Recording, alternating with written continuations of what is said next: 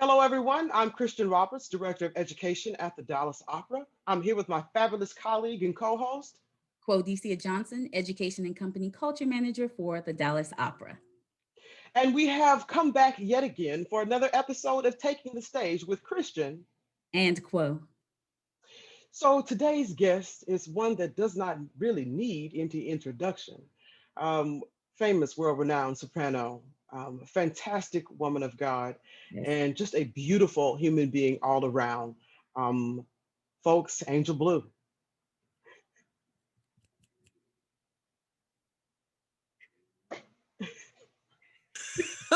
Hi, ladies. I'm sorry.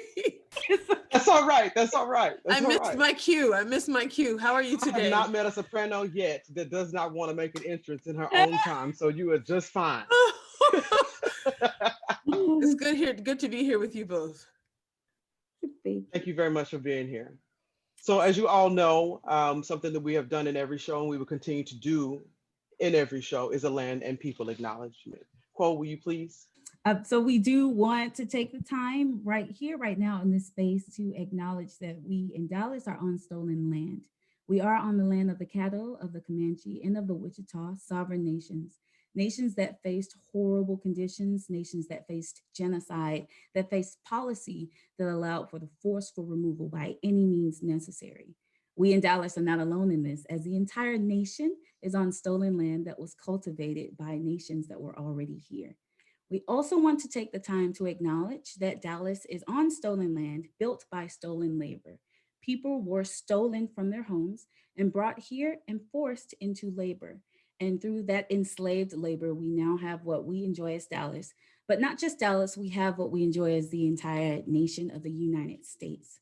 We take this time to do this not to pass blame, but to allow us to center truth in the connections that we have with one another, and then to allow us to center the ways in which we have to go about moving forward and making sure that we reduce the harm and that we take the responsibility necessary, the honor, the humility necessary to make sure that we're moving forward together. And with this, I thank you for joining me for this land and people acknowledgement. And we thank you for joining us on today's show. So, and we also want to thank you, of course, to our audience. You have been so supportive. We get your feedback, and we are so thankful. We are thankful to the Dallas Opera staff for their continuous support. And we are also grateful today to have our fabulous guests. So let's get into it. Hello. Sorry, I might be fangirling out just a little bit, tiny bit. Just a little bit. So Angel, let's chat because we of course we've talked before. But I want to talk a little bit about sort of, who you are, your path into the opera field, Yes. that sort of thing. So would you kindly take us through a little bit of your background? Well, yeah, I love opera. I love opera so much. I've loved it since I was a little girl. I saw my first opera when I was 4 years old. I don't know why my parents thought that that was a good idea, but I'm happy that they thought it was a good idea to take me to see a show. It was a concert, and I got bit by the bug when I was 4, and the bug is still inside of me. It's crawling around all in there because I love this art form so much. I love the music. I love the people. I love everything about it, about the theater. I don't know. As far as who I am, introduce myself. I love people. I like people. I'd like to know more about people. I love learning about different people, where they're from, what their backgrounds are, what brought them to opera if they're interested in opera, why they don't go to opera if they don't go to opera, and what kind of music they do like. I think I get this from my dad, who got that from his father and his grandmother, his Medea, my great Medea is what she was. Medea means my dear, but when you throw it all together, it's Medea. So I just explain that for people who may not know what Medea is. Everybody has, my good friend has a Mima that is grandma, but I call mine Medea. So they love people. They Hmm. loved people, and that's been passed down to me. So if I say anything about who I am as a person or introduce myself, I'm a girl from California who sings opera who loves people. Yeah, I love it. That's great. I mean, and that's succinct. So, I mean, it is. It really, really is. So you saw your first opera when you were 4. Hmm. Teach them while they're young, folks. Yes. Get a bit to while they're young. But I can you talk a little bit about sort of your career path and sort of how you got into it professionally? Okay. Well, I've always had this idea in my head from my dad that I was going to be a professional singer. Mm. And he always talked about it. He was always like, "You're going to sing opera. That's what you're going to do." You're, he said that when I was born, the thought came into his head that I was going to be an opera singer. And so I've always kind of had that in my head. And because, most of us as we grow up, we believe what our parents tell us. And my dad was always talking about opera, and my mom was always talking about music and singing.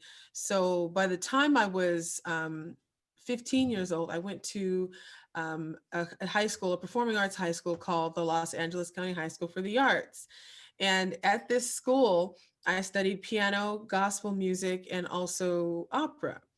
From there, I went to, I sort of danced around community college for 2 years, which I had a great time. I like community college. If anybody's going to Same. community college, good for you, because I had a good time. I was taking all kind of classes that I don't remember stuff about, but like anthropology and, studying about Jane Goodall and all of these great things that I know are wonderful, but my brain doesn't really go that way.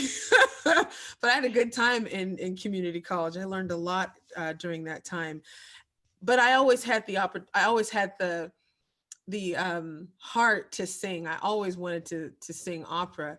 So I was sort of doing a bunch of other little things, of course, as you do when you're growing up. But then I went to the University of Redlands, graduated from there, and went to UCLA. I think my the beginning of my real understanding that I was going to be an opera singer, like the true understanding of it, came from UCLA and LA Opera.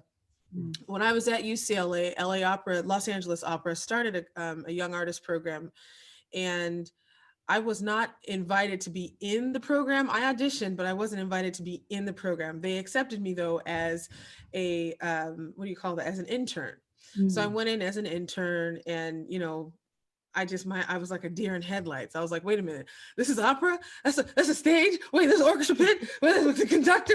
I was just really excited by everything. But at that point, I'm thinking to myself, great, I can sing all these roles, but I had to realize that I had to learn a whole bunch of stuff before I would ever really be on stage, in the capacity that I dreamt about. Mhm. Mhm. So from there, I mean, I could stay on that topic for a hot minute, but I'll keep going since we don't have all the time in the world. Um, from there, I went to Spain, and Spain is where my professional career started in 2009. That's when I say it started.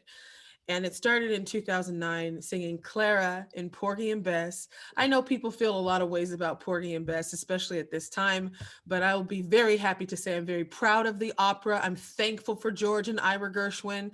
Mhm. I understand that, it's a moneymaker. I understand that people have a certain way, feel a certain way about it. Mm. Porgy and Bess has been a huge blessing to me, Amen. and I will never take that for granted. It's how I started my career. It's how I've gotten more what is the word, more acknowledgement in my career. So to me, Porgy and Bess is a blessing, regardless of how the people feel about it. They can feel how they feel. I feel how I feel.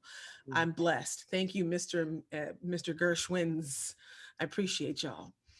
um okay, I don't know where that came from, but anyway. No, I feel you. I started as Strawberry Woman, so you don't have to tell me. Yes, I started as Clara.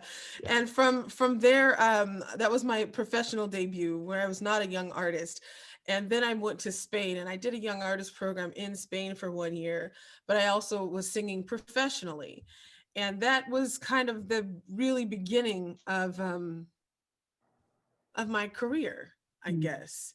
The start of it all for me. And I think when I got to Spain, Europe, you know, Europe is amazing. And to me, Europe is what I say Europe like I'm talking about the whole continent, because I kind of am, because I'm talking about several different countries that afforded me the opportunity to work there, as somebody who was still quite green. Mm. And when you're starting your career in anything, you need people who believe in you. Yep. You can believe in yourself. You got to believe in yourself, but you also it's good to have that confirmation from other people. And I really got that when I was in Austria, when I was in Germany, when I was in Spain, when I went to Italy, I got a plethora of it when I was in London. And from there, I had a lot of ups, a lot of downs, and a lot of just right here. But I think the blessing in all of that has just been the knowledge that I've been given and blessed with the wherewithal to keep going, just to not stop, because there's so many opportunities to stop when things get tough, when there's an obstacle, when things get difficult, or when what you want to happen doesn't happen. It's easy to stop. But I believe everybody is here on this planet for a reason. I believe one of the reasons why I was put here is to sing with so many of our beautiful colleagues in opera.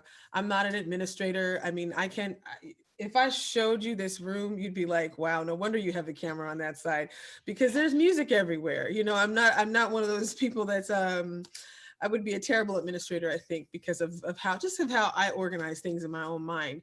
But I do believe that my lot in life is to sing, is to love people. And that's where, if we're talking about my career, I think that's where my career has brought me to today, is with a sense of great gratitude,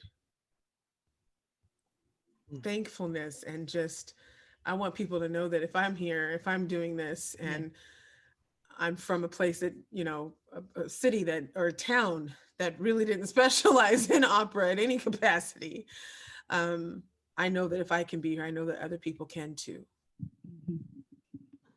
I don't know if that answered the question. No, it answered the question. No, that's more than answered the question. So for those who have not had the opportunity to witness just how beautiful your spirit is, and just thank you, your commitment to your work, your commitment to others, that all of it. Thank you so much. Answered the question. I do have a question, an additional question. In this, was it ever another option for you? Was there ever a time, as your dad's like, you're going to be an opera singer, was there ever a time before you went to the performing arts high school, was there ever a time where opera was not an option, or opera seemed impossible, that you recall? Opera didn't seem impossible to me until well after my father passed away. He passed in 2006. And opera didn't seem impossible to me until about 2012. And I had already started my career. I was already in the career. And by career, I just kind of want to explain what that means to me, because everybody has a different definition of career. I define having a career in opera for myself as singing and getting paid. That's how I define it. Now, other people are like, well, I have to sing here and then I have to sing. To me, if I go to somebody's house and there's like 10, 15 people there and I sang and I got paid, I'm a professional. Yeah. That's how I look at it. That's how I look at it. And I've looked at it that way since about 2008, 9. Thankfully, I had the opera houses and stuff and the concert halls to go with it. But that's my definition. So in terms of having a moment where I thought that it wasn't possible, that didn't happen until I had a series of auditions in 2012 where I went on my first audition tour. And it was probably one of the most horrific experiences I've ever had in my life. And I was told a lot of things where you just, you think, wow, did they actually say that to me? Like they're not scared to like get sued. They should be scared. But, I think this way now, but when it was happening to me, I wasn't really, I was like, oh gosh, I'm not a good singer. I don't think this is going to work. We all do that. But that was the moment for me that I thought it was going to be, I thought I was going to quit. Yeah. I thought I was like, this is not what I want for my life. I don't want people constantly telling me what I'm not. And I think that's actually, this is not a part of the question, or it's just a part of the answer, I guess. And I think that's one of the biggest mistakes. I can say that as somebody who's been through several institutions of study in this field. That's one of the biggest mistakes that our institutions in the United States and overseas make, is we spend so much time telling young singers what they're not. Mm. And a lot of time not saying to them, hey, you can do this. You know what? This isn't the best, or this could be better, but you know what you did really well was that. Mm. We don't spend a lot of time doing that. I know that wasn't a part of the question. I don't even know if I answered the question again, but I hope I did a little bit. You did. And as somebody who's come through the singing world a little bit myself, I agree with you. There is a lot of telling you what you're not. And that is absolutely true. And it's a practice that's being called into question right now, amongst other things that the pandemic has called into question. So so I have a question about what got you out of that spot. That's a very good question. I think a few things. I mean, the main thing for me is my faith. I don't believe that, and I don't mean to offend anybody ever, but I think by now people know that I do believe that God has a very strong hand on my life. I believe he does for those of us who want that. Yes. If somebody doesn't want that, then okay, then fine, that's okay. But I know for myself, I have to have my faith, and I have to have my faith in God. I have to believe that I don't believe that God gave me the voice to sing so for me to be discouraged. I don't believe that God gave me the voice to sing so that I could be upset, walking down the streets of Berlin because I've just had a terrible audition and not learn something from that experience, not make me grow. The first thing is I truly believe that my gift comes from the Lord and that he organizes my steps. So even the steps where I've stepped somewhere and it feels like I'm by myself, or it feels like, oh, that wasn't, this was a terrible experience. Why did this happen? Those things made me grow. Those things have helped me to become, I believe, more resilient.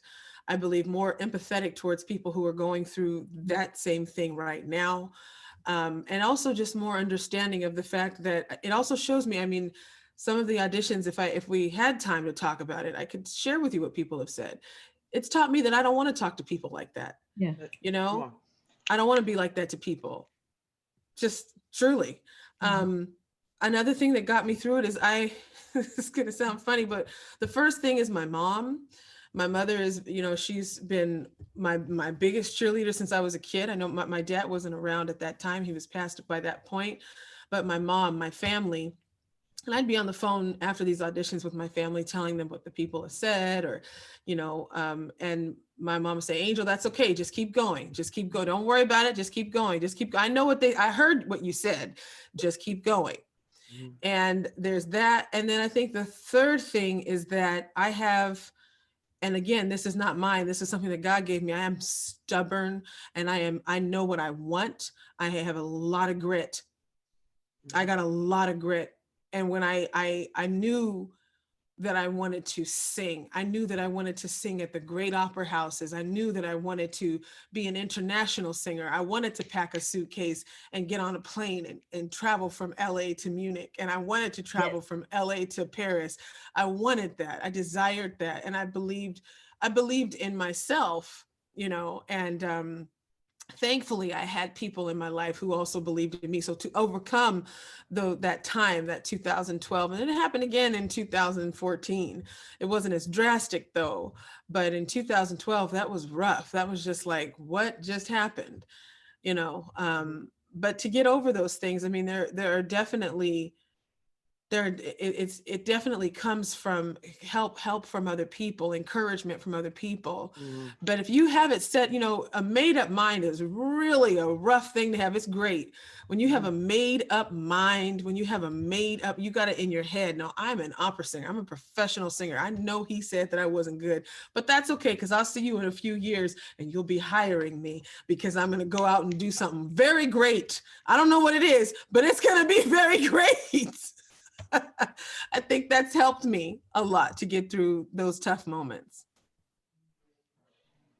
There's a lot in that, and Yeah. there's a lot to be said by that. And you know, it's a tough business. It can be a very tough business at times, and again, it's some of the conversations that are going on in the business right now in terms of approach and how we engage with artists and all this type of stuff. So I'm glad you were. Thank you for being transparent and open about that, because um, there are a lot of people. I know there are a lot of people who need to hear it. I mean, it even helped me. I'm just sitting here going, that's what, you know what, I'm stubborn too. Um, and that's a good quality to have sometimes, especially in a field that requires you you have to be on it. You know, Yeah. you have to be on it. So thank you for sharing that. I'm just a little curious about, because you talked about, how you got into opera, how the fact that you saw one when you were 4 years old. um, what fuels your love for the art form? Hmm. Oh, I feel like there's more than one answer. I'll just list the things. I think the first one, no, I know the first one is my dad. You can't really see him. This is my dad. That's Sylvester Blue. The first one is my dad. Um, I have all this stuff here. I know everybody can't see it all. Um, I mean, I love the opera. I love the art form. I like singing, but there's so many things. Let's see.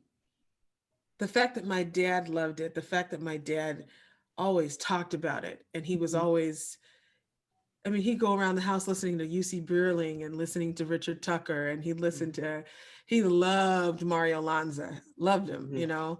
Um, of course, he liked everybody who we do too, Placido Domingo and Luciano Pavarotti, Jose Carreras. He liked everybody.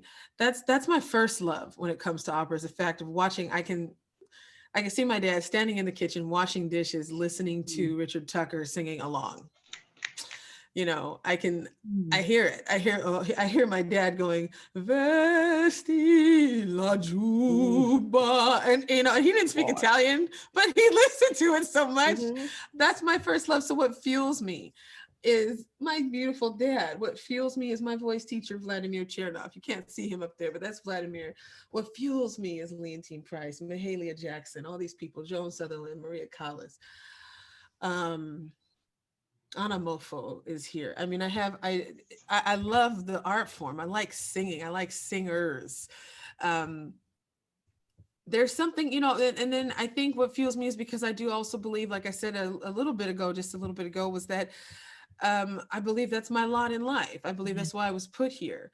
The day I don't like opera, I don't know when that's going to happen, but the day the day that I don't like opera, I'll stop doing it because I'm that kind of person. Yeah. When something's weird to me, I'm like, we're good. Mhm. I'm not going to do Yeah.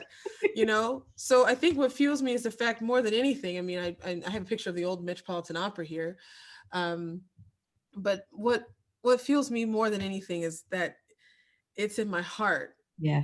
and I when it's not there anymore, when the love for it has is it subsided or gone down, then I'll know that it's maybe time to stop, or that it's, I don't know, that I'm supposed to do something different. But for now, what fuels me is the fact that I believe that it's where I'm supposed to be.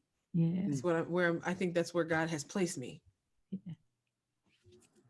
Snaps on that. All the snaps. So rich. There's so much richness in just everything you said thus far. And this, we always make sure that we're kind of tying it to the different paths that people who Mhm. watch television Yes. kind of take. In that not everybody is that person. Not everybody's like, this is in my heart and this is what Mm. I'm going to do. But in everything that you do, make sure you do it with purpose. Make Yes. sure that as we are finding our purpose in life, if we don't already know what it is, if we even believe that we should have just one or what that means, that the work that we're doing means something to us and that it means something to everyone else. It's the same as I always say for all of our leaders, our organizational leaders. Approach matters. And are you really trying to create an art form or have opera making in a way that creates these beautiful memories for others? Or are you just gatekeeping? There are questions that you have to ask yourself. There are questions that you have to answer. Are you truly wanting to connect with others through this art Mhm. form? Or is this a matter of this is how I exert control? Or this is how I determine what is and is not good? We just Mhm. heard this beautiful example of what it means to have opera be in the memories of something that matters, right? And Mhm. your father in the kitchen singing, and that's gonna stay with you forever. Yeah. How do we make sure that we're creating pathways so that we can have the opportunity to build something that stays with others forever, to the point Mhm. where when it stays with you, it also extends to everyone you come in contact with? And we can't do that if we are too focused on breaking singers down, because that happens. If we're too focused on deciding how this show is supposed to look and how this role is supposed to go based on preferences and not really just artistic ability, just based on preferences in a True. lot of ways. So there are just beautiful examples of what happens when we get out of the way.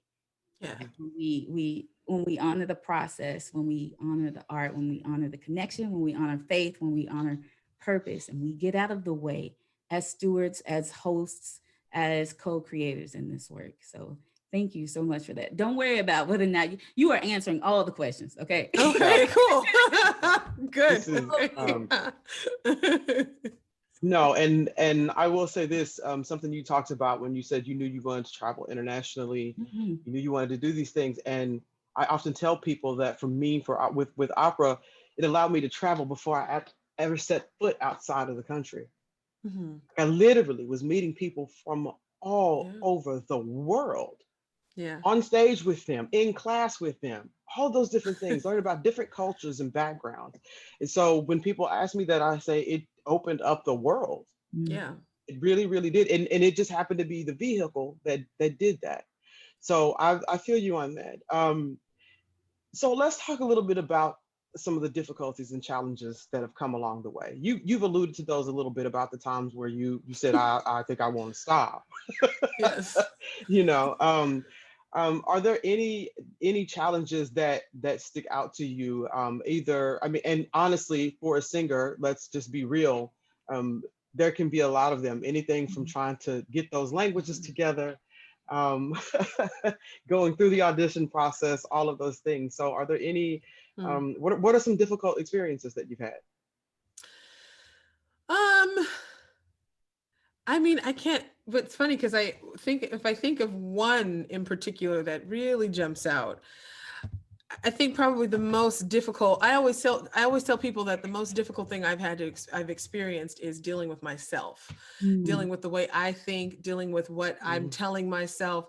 I spend a great deal of my time on social media. I choose to use my social media platforms to talk about what I kind of, I guess it's their self therapy in a way, because I'm telling people what I tell myself.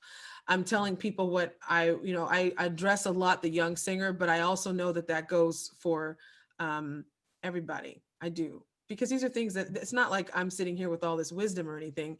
I have a mom who's in her 70s. She's going to kill me when I said that, but mom who's in her 70s, my aunts and uncles are in their 70s, and then my grandmother who just passed was 95.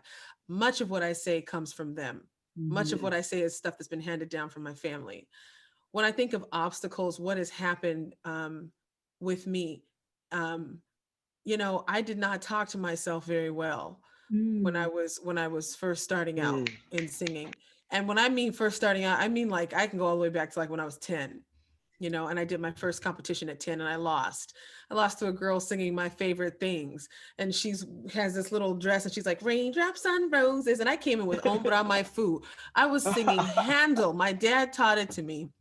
And I remember thinking, oh, well, I didn't sing well. I should have, that nobody knows Italian in San Bernardino. Why am I doing, this is what I'm thinking. My biggest obstacle has been me. My biggest obstacle has been me talking to myself, telling myself the right thing, trying to uplift myself.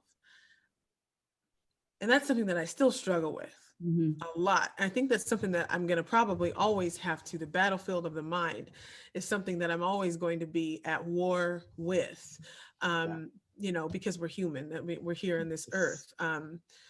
More specifically, when it comes to opera itself and dealing with, and yes, I mean dealing with the people in the opera world. Yeah. Mhm. We're dealing with all kinds of different beliefs, all kinds of different ideas and understandings of the world. I feel like it's always about how people, what they feel they need, what they feel they want, or what they want, and how best to get those things. Um, and I think for me, when I think of obstacles in singing, if I take you back to 2012, specifically when I say what they want, what they need, you know, I'm speaking specifically to an audition that happened to me overseas in Europe, and where I was told by the intendant at the time that he flat out asked me, "Why are you here?" Mm-hmm. Mm. And I'm thinking, well, I'm here because I want to. I'm auditioning. This is my auditioning. I'm singing. I'm going to start with Dove Sono. I don't. I mean, I didn't know what to say, And his response to my singing was, "You look nice on stage." At the time, I had a very slim frame at that time. And he's like, "You look very nice on stage. You look nice in your dress, but I think you have nodes. I think your voice is kind of messed up. And honestly, I don't know if this is your field. I don't know if you should be here." And so there's a wonderful African proverb that says, "If there is no enemy within, the enemy outside can do no harm." Oh, come on. Yes. And that has been so important to me for a very long time. I'm also a former beauty queen. So, in the same thing with pageants, you're competing against women that don't look anything like you, have very petite frames, have some, whatever on them, or whatever that they do that I don't, or that I don't have, but embracing who I am, embracing the gifts that God has given to me, Yeah. embracing what my talents are. I think that's probably the biggest obstacle I've had. And when that I'm going to be nice to him, when that gentleman said that to me overseas, I just, I froze for a moment. And I remember, because the street that I was staying on at this hotel was a very long street to get back to the hotel. Mm. And I'm walking down this street, and I just started crying and crying and crying. And I thought, wow, is he right? Maybe he's right. And I'm thinking, gosh, I haven't had a voice lesson. I haven't been to an ENT in a long time. Maybe I do have nodes. Mm. Maybe I'm not a good singer. Maybe I should just go back and try to do another beauty pageant. Maybe I should, and Yeah. all this stuff is going through my head. And by the time I got to my hotel room, where I'm talking to my mom on the cell phone, she's like, "Angel, you get to decide. Mm. You get to decide. Just keep going. I heard what he said. I know you told me already. You told me what he said. You don't have to repeat it again, because it's only going to make you more upset." And those kind of obstacles, because people are going to say what they want to say. My grandmother would say, she said, "Baby, everybody talks. Everybody talks. People have been talking ever since they had a mouth. And that's what they're going to do, is talk." That's what my grandmother would tell me. And she says, "But what's great about that is you get to decide how it makes you feel." Mm-hmm. Mhm. And my biggest obstacle in this profession to date, and still continues to be, "Angel, what do you think of that? How are you going to take that? Right. Yeah, it was meant to be hurtful, but do you want to be hurt? Mm. Well, if you don't, then you don't need it. Let it go." Mm. That's hard to do. Yes. Yes. Mhm. It's really hard to do, but that has been something for me that I think it's really protected me in this job. And not just in I'm also, it's protected me. I'm not that it matters, but it does to some people. I'm a Black woman married to a white man. That you'd be surprised by how many people don't like that. Yeah. Mm. And but I also understand that that's their issue, not mine, not my husband's, and that actually has nothing to do with my marriage. Right. So I understand that I can take their obstacle, and recognize that as being theirs, Yes. and not take it on as my own. Does that make sense? Absolutely. 100. Okay, As clear as a bell. cool. That's yeah. Absolutely. This beautiful way in the maturity necessary to understand when things are your issue, and when you have to address the ways in which you are preventing yourself from progressing, and then when to know to move out of your own way, and then when to know to move out of the way of others who are also trying to do the same. Not that everything is always someone else's fault. That's not what I'm saying. Or that everything is our fault. No. Right? It's not me, it's you. But in how we address the fears that we have within, and how we address the lack of faith in all of us being women of faith, but in how we address the insecurities that we have, and the ways that we either learn from those things with that growth mindset, which what is necessary, and how we look at opportunities, or how we choose to walk away, to shut down, or to lock people out. And again, extending this into the field. Sometimes we are the problem. And we want to make sure that we are not creating situations where we really just need to be checking ourselves, or we really need to be opening up ourselves so that we can listen in a way that allows for progress.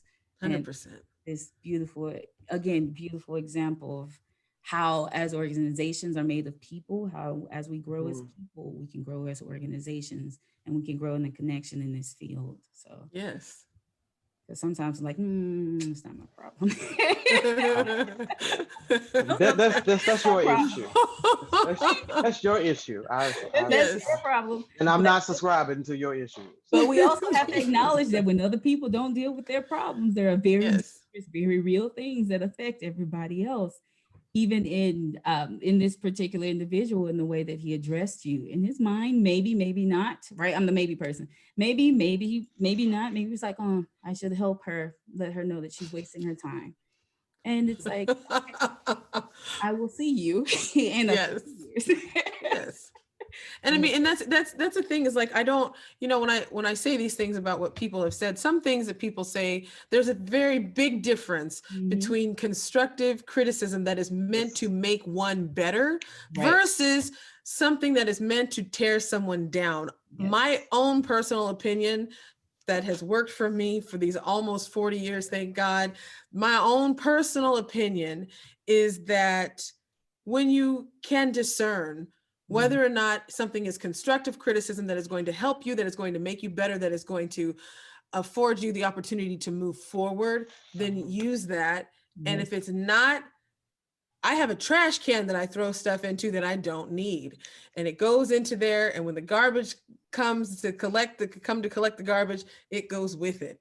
And I think it's very important to learn that discerning, to have that discerning, I don't know what to call it, ability, to know what is, because I've had many auditions by this point, for sure. I've had a lot of auditions, and not all of them have gone that way. One of the best auditions I ever had was at Teatro La Scala. I've never had an audition. I wish that every singer could experience an audition like that, where people are like, they don't know you, but they're so happy to see you there. Even the guys who are at like the security desk, they know you before you even come in, and they're like, Angela. I'm like, Angel. Angela. No, Angel. Angela. I'm like, yes, call me Angela. That's fine. You know what I mean? Yep, you got it. But anyways, yes, I 100% agree with you.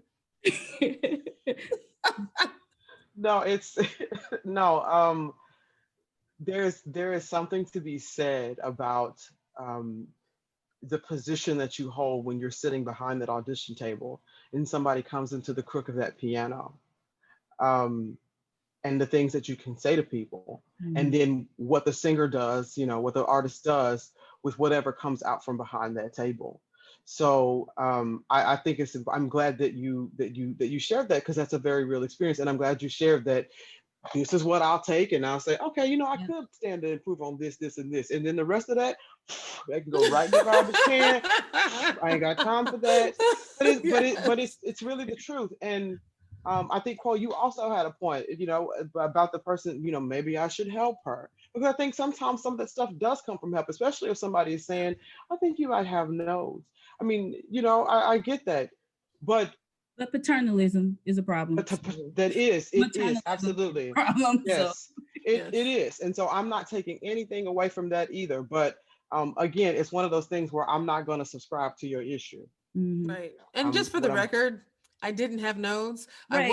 I was kind of like airy with that day, with my breathing, with my, the air escaping from my cords, but just want to put that on the record out there. No. There are no angel blue and no nodules. No. Thank you for clarifying that, because then it Yes. completely paints or continues to paint the narrative in the picture in that Mhm. what this man was doing and what a lot of people do turns into so many issues. And my goodness, what would have happened if you had given up that day? In that very long walk to the hotel that I'm sure seemed so much longer, right? Probably What would would have gotten married earlier and had kids earlier. that's not bad. I I'm mean, sorry. that's I'm sorry. it's not a terrible thing, but No, no. I don't know what I would be doing for a profession. I don't know how to Right, do for a anything else. profession. So it's just we have to be mindful of that, and we have to be mindful of the ways in which we as stewards foster opportunities for others, because yes, how many 100%. people were turned away because of that. And it should not always have to be you have to be determined and you got to fight and you got to go through everything just to get in the door. In some cases that is the truth, but Right. why? And yes. why create more hardships? We're already going through them. Why are you making things more difficult for us? What are you doing? Yeah. Who has the Well, luxury? Who has the luxury and of feigning hardship? Who? yeah, Let's not do those things. no, let's not. And there is a lot of that. There's a lot of There is a lot of that. And I think again, we are there. I think there are conversations in the field right now that are addressing these things amongst several. But of looking at do we really need to put people through things like this? Is this really necessary? Yeah. Why are we doing this? why. What's the motivation? Call it into practices that have been standard practices, for a very long time, and all of a sudden technology has started to change the game a bit. Yeah. Can let's, what all of a sudden we have video auditions. You have to send in a video. That's the only way, because you can't do it in person. So there Mhm. are That's a lot true. of things in the industry right now that are changing as a result of this pandemic. And I think one of those is the way in which we engage with each other, which Yeah. we engage with artists, we engage with certain groups of folks who may have not had the opportunities that others have had. There are a ton of things going right now, and it's there are things that are happening right now that I didn't know if I would see. I'm gonna be really honest with you. I because there are things that even small things I've been like, somebody actually said that out loud, and they're not being penalized for it. You know what I mean? Like it's but it's real. Yeah. It's I mean we're not making this up. There are a lot of people talking about it now, openly, and I'm glad, because I think it needed to happen. Um, so I know we can talk all day, and I could keep you here all day because you're just fabulous. Thank you. We would commandeer like the rest of your day, um, if we could, but we want to be respectful. But and you've talked about this a little bit, but what are some of the lessons that you've learned About singing? about life and singing? Just lessons that you've learned in this journey. Mm. Speaking of the journey, I would just like Right. to give a quick shout out to the Dallas Opera Network. Thank you so much for having me be a part of your network. I do have the show on the Dallas Opera called The Journey. And You I see where I was am, headed with that? yes, I just had to, a little plug. Had to put in a little Yes, plug. Oh, big plug. that's a big plug. A big Watch her plug. show. Every week. Yes, absolutely. Tuesday morning at 8 a.m. Central Time. Yes. But some lessons that I've learned on my journey. I guess one that I like is don't take yourself too seriously. I don't know if you can tell me. You probably go to my social media and tell that I don't take I posted recently a video of me with a mask on, and on Friday the 13th I posted it, making this scary voice. Because I thought it was funny. I mean, it made me laugh. Just to give a little context for people who haven't seen it, it's just I'm wearing a face mask that one wears before they put on makeup to hydrate your face, because I was getting ready to put on makeup for a show that I was doing. But because the face covered my entire face, not to be confused with the mask that we would wear for COVID-19. Mhm. Anyway, that's what the video is. I'm wearing this mask, and then I go, "Good morning, everyone." You know, I'm doing this weird voice, but it was funny, and it made me. I couldn't believe I did it. It made me laugh, and I thought, well, I'll post this. Maybe it'll make some other people laugh. You know, I Mhm. think it's important not to take ourselves too seriously. Of course, what we do is serious as opera singers. And for me as a wife, I take that seriously. I don't take it seriously, like so much so that I'm, you know, a pain to live with. I hope I don't. Um, I think it's important to be able to laugh at oneself. I think it's important to be able to be serious when it's needed, and Mhm. then to also know how to have a good time, you know. um I don't know, I think that's important in life though, you know, especially, I mean, if people are taking themselves like super seriously right now during COVID at home, I don't know how they're doing, you know, because I mean, it's a serious thing. Yes, wear a mask. Yes, you know, do things that Yeah. are Yeah. important that they tell you to do, but I don't know. I think it's important to have fun. Yeah. So that's a lesson I've learned. Another lesson I've learned is that health is very important. Being healthy is important, and not just being healthy. You know, of course, physically, it's important to be healthy. It's also important to be emotionally healthy. Yeah. Um, you know, it's funny because all of my work has been canceled. And then there Mm. were things that weren't, it's not funny because I think most of us have had work that's been canceled. I'm not like the Yep. only person, Well, what we say but is it's funny, but it's not funny. Ha ha. That's It's what not Kristian funny, said. ha ha. That's what I no, say. exactly. Yes. Yeah. It's not It's funny. funny, but Haha. not funny, ha But it's ha. funny. It's funny, but not funny. Ha ha. That's what we Yeah. It's not funny. Haha. It's funny. Like, wow, that, you know, didn't imagine that ever there would come a time where I would be getting so many emails saying, we're sorry to inform you. We're sorry to let you know that, Yeah. you know, given the current circumstances, Mm-hmm. and receiving the emails like one after the other, Hmm. has been interesting. However, I can't tell you how happy I am to be at home. I can't tell you how how nice it's been to sleep in the same bed every night. I've almost been with my husband now. We've been married for almost 5 years, but we've been together in the same space, the same house, bedroom, car, all of it for almost one full year. Mm. And gratitude is important. Being healthy mentally is important. Um, you know, I see my colleagues online, and so many people are, you know, we need to work and we need to be back to work. And I get it. Everybody is going to feel differently at this time. I've had jobs that have been canceled, and then I've had jobs that I've canceled myself because I'll be honest, I don't feel safe traveling right now. I just don't. Um, Other people are fine to travel, and I'm happy for them. And I, you know, I pray they're safe and everything. For me personally, I don't really want to go anywhere. I'm happy to be at home. Mm. Um, within that, when I say being healthy, I think being healthy in your mind, being healthy in your choices, being healthy in being okay with where you are right now. Mm-hmm. Hmm. So for me, when I say emotional health and that kind of a thing, spiritual health, it really stems from the fact that I'm okay not being on stage right now. Um, and I mean, I'm not saying this to be, I'm not trying to be like, yeah, I'm, you know, I'm Superwoman. I don't have to be on stage ever again. That's not what I said. I'm just saying that I'm okay to be on stage, to not be on stage right now. I'm okay. I feel good to be at home with my family, not having to run off to some country, somewhere where I have to take a big jacket because it's freezing there, or blah, blah, blah, or what have you, or having only the option to FaceTime my husband rather than just, you know, going downstairs to the kitchen to talk to him. I'm thankful for this time. That's for me, that mental health is it's priceless. I'm sorry, ladies. I can be very long-winded, so I'm going to try to be a bit more succinct. I've learned that gratitude is the reason for happiness. Gratitude is the reason for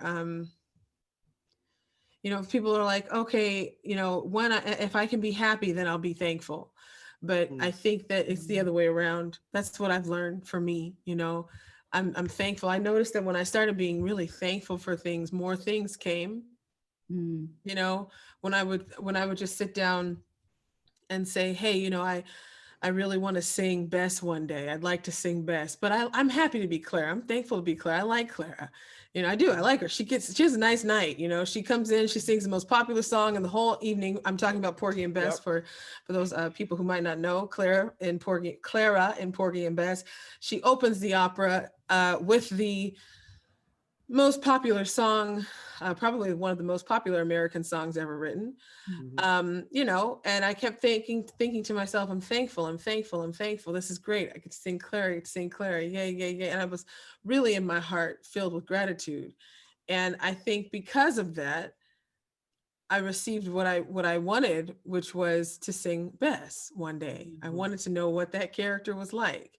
And I had the opportunity to do that. I think oftentimes gratitude is talked about um, in a way that Mm.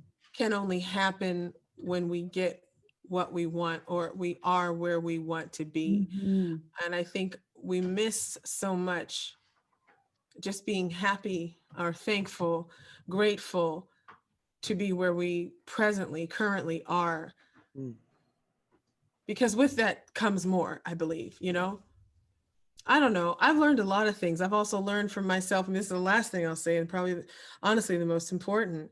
Um, and that's just that for me, I have to have God in my life. Mm. Mhm. I just do. I can't do anything without him. He's everything to me. Opera's like it's a hard career to have. Mhm. And life is not easy. Life is weird. Life does some weird stuff, Yes, it does. you know? And it's like, wait a minute, I didn't see that coming. Wait, why did that happen? Well, how I was getting prepared for this, and why isn't it there? Life does some crazy, crazy stuff. But if I can say, if there's one thing I've learned, one thing I believe, and I know it'll be a lesson that I'm learning throughout the rest of my life, for as long as God tarries, for as long as God keeps me here, and that is that God is faithful, Yep. and He has sustained me through so much. And I know that this COVID-19, what it's done to the world, not just what it's done to the opera world, what it's done to the world at large, is something that is, I think, that no one will ever forget. Mm. But I do believe with all my heart that during this time, there's something so important, so vital, that each person on the planet has to learn. And Mhm. my hope, my prayer is that, in keeping with the question, what are the most important things you've learned? I hope that whatever I'm supposed to learn during this time, I do. I want to come out of this thing better than I went in it, for whatever that means for me. That's what I hope I learned during this time. You'll get no argument. That's an amen and a hallelujah and all of that, because that's the truth. And Yeah, I've God. said that numerous times, that just in general, the world in general, I hope that we can collectively learn something, but also Yeah, individually that we do some self-examination and learn from 100%. what's going on. So thank you for Yes. that. Thank you so much Thank for you. that. Um, this is about the time we go over to positive notes. Quote, good Okay. luck on this one. Ooh. All right. Positive notes. Quote, Fun. positive notes from today's episode. Positive notes. The whole episode has been amazingly positive because that's just the beauty and what Angel brings to any space. Thank you. In spaces I've been able to share with you and these since the pandemic, actually. Yes. Just absolutely beautiful positivity that is rooted in truth, that is rooted in an understanding. So my positive notes for today are to make sure that we're looking at what we're doing. Take a look at the things with which we've been gifted, because in a lot of ways it is there. Again, not toxic positivity. We don't do that. Not No, here, but in not in here. understanding that there are things to be gained from so many situations. And in this Mhm. pause that we're in right now, we have the opportunity to come out of it. We have the opportunity to move through it in a way that allows us to connect with one another on an authentic level. Y'all know we're all about connection, we're all about grace, and we're all about gratitude. And knowing that gratitude is not a band aid. You don't cover it up just to make it feel like something's there. Gratitude has to be at the source, right? In all Yeah. things, you learn to be content, but you learn how to press toward the Yes. mark. So Yes, we want to amen. be mindful of what that means as we balance out the things that we're facing, knowing that greater is coming, knowing that greater is ahead.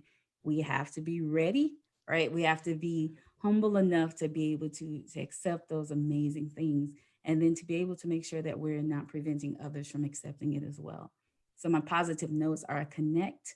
My positive notes are have faith, right? And then to make sure that as we see those marks and as we see the goal, that we press toward it in this journey, and to watch the journey every week. Yes. Tuesday morning, It drops on Tuesdays at 8 a.m. Central Time. Um, But of you course, can you'll watch be it able, whenever you get ready. yes, you'll be able to see just some of the really amazing, just kind of motivational things that can help you get through the week. Make sure you're connecting and making sure that we're focusing on the ways that we connect with others. Those are my positive notes. Beautiful. Thank you for that. That's lovely. Yeah, I mean, this episode has been really good and definitely good for my soul. So, Angel, from the bottom of my heart, from the bottom of our hearts, thank you so much for being here today. Thank you. Thank you for It's having me been on an the show. absolute, it's been an absolute pleasure. And folks, as I say all the time, you know, we have a call to action here, and that call to action is be bold, be Yes. creative, be innovative, walk in purpose, with your purpose, and also just remember to look at others around you and look at people and connect with folks. And as we move through the days ahead, um, again, we're going to need that creativity. Artists, you are needed. Yeah. Okay, 100%. you are Yes. 100% needed. Arts administrators and leaders, you are needed at this time. So please walk in that role and walk in that purpose, and take it seriously. But along the way, of course, like Angel said before, don't forget to have fun. Yeah. And with and with that, folks, thank you so much for joining us. We appreciate your continued support. So join the conversation. Please leave your comments, your questions, DM us directly. You know the drill. And we'll see you again next week. All right. Have a good one.